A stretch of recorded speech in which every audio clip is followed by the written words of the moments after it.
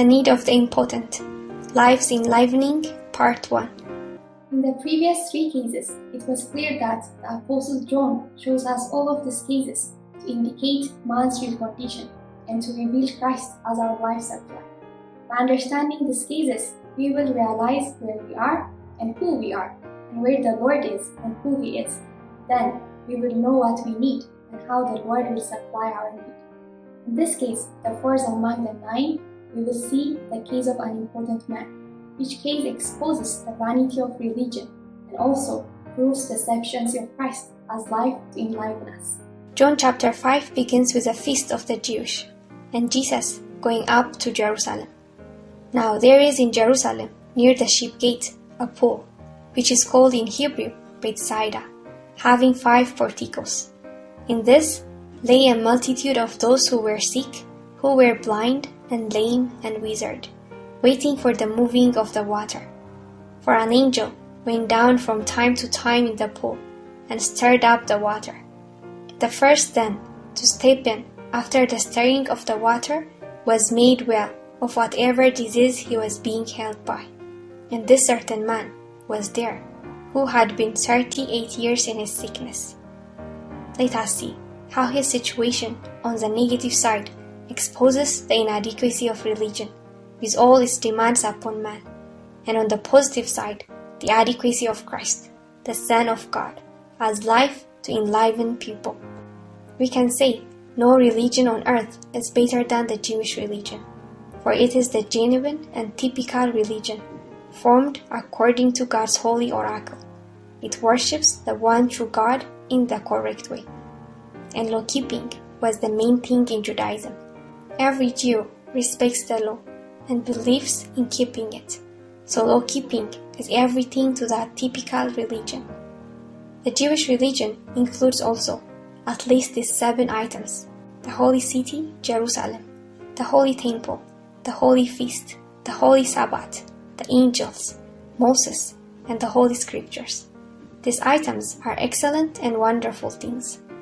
Along with these 7 items of Judaism, there was also the means of healing, because there was the healing pool of water. Judaism is the typical religion which has something that can heal you. Even though all of this were the good things of that religion, they could do nothing for this impotent man. He had been sick for 38 years. He was unable to move. He was filled with expectation when he saw the water stirring, but it was impossible for him to get there in time, because he was impotent.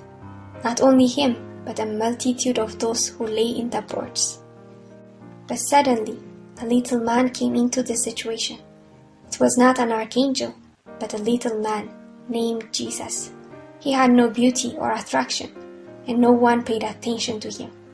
He came directly to the sick man while he was laying at the pool.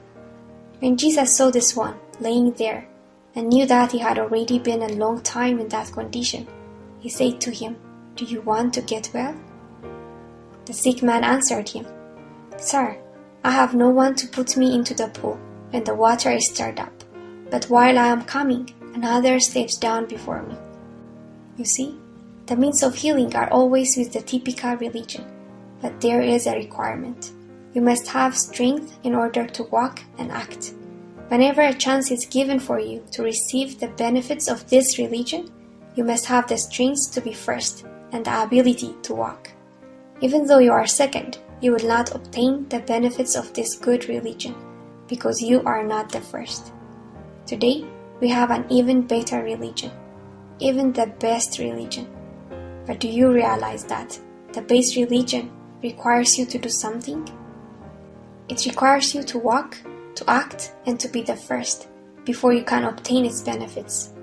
Perhaps you have discovered that you are too weak to obtain what your religion has to offer, because it's impossible for man to keep the law. No one can do it. The law is good, holy, and spiritual. There is no problem with the law. The problem is with us. Romans 8:3 says, "For that which the law could not do, in that it was weak through the flesh. All flesh is too weak to keep the law." But Jesus said to him, "Rise, pick up your mat, and walk." And immediately the man became well, and he took up his bed and walked. The impotent man heard the enlivening word of the life-giving Lord and was healed. We may think that he rose up and walked before he was healed, but this is not true. He was healed before he rose up, took his bed, and walked. He was cured when he heard the voice of the living Son of God. It was his hearing of the living word of the Lord that quickened him. Formerly, the bed carried the impotent man, but now the enlivened man carried the bed. While we were yet weak, he came to enliven us. There is no requirement with Christ, for when he comes to us, he speaks his living word. If there is any requirement, we simply need to hear his living word. When we hear his voice, we pass from death into life. We don't need religion's pool and its water, and we don't need the angel. Compared with Jesus, religion's pool and its water and the angel are poor indeed. When we have Jesus, we don't need anything else. It is Jesus who enlivens. We all have to see this. This is life's enlivening.